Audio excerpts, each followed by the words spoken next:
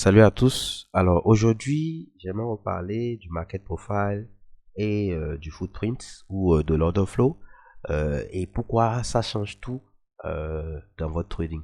Alors, ce que vous devez savoir, euh, j'ai eu entendu une fois un trader professionnel que je suis dire si par exemple les institutions, d'accord, ceux qui déplacent les prix devraient investir, est-ce qu'ils vont se contenter de visualiser par exemple les croisements de moyenne mobile, d'accord, pour pouvoir investir des millions? Non, ça n'a pas de sens parce que ces indicateurs, d'accord, comme le RSI, le stochastique, les moyennes mobiles, tout ça là, d'accord, ce sont des outils ou des indicateurs qui suivent le prix en fait, d'accord? Et ce n'est pas optimal pour pouvoir travailler de façon professionnelle. Et donc, vu que ce n'est pas optimal, nous utilisons par exemple le footprint qui nous permet de visualiser les ordres exécutés par prix sur le marché, d'accord? Vous voyez ces chiffres-là, ce sont les ordres exécutés par prix. Et nous avons aussi le statistique du footprint qui est en dessous ici, qui nous permet de voir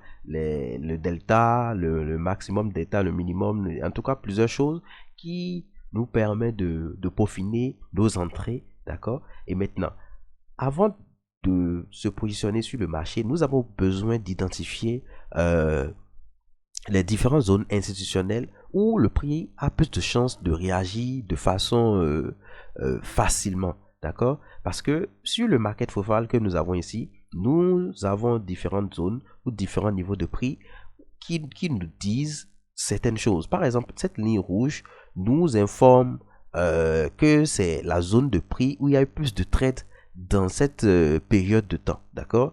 Parce que le market profile est construit en fonction d'une période de temps. D'accord? Et ici, nous avons aussi cette ligne violette qui nous montre la zone de prix où nous avons eu le plus de volume dans cette période de temps. D'accord? Donc, ces différents niveaux que je vous montre, ce sont des zones assez puissantes où, quand le prix va potentiellement revenir plus tard, va être bloqué. D'accord? Nous avons aussi les single prints ici, d'accord, où ça nous informe que les institutions n'ont pas voulu trader ces différents niveaux de prix là, ça ne les intéresse pas. Donc nous avons ces genre d'informations que nous combinons avec le footprint ou bien le dôme pour pouvoir optimiser nos entrées et moins perdre. Ça ne veut pas dire que vous n'allez pas perdre en utilisant le market profile, vous allez perdre, mais vous diminuez vos risques en fait. Donc c'est ce que j'ai voulu partager avec vous dans cette courte vidéo. Donc on se dit à une prochaine vidéo.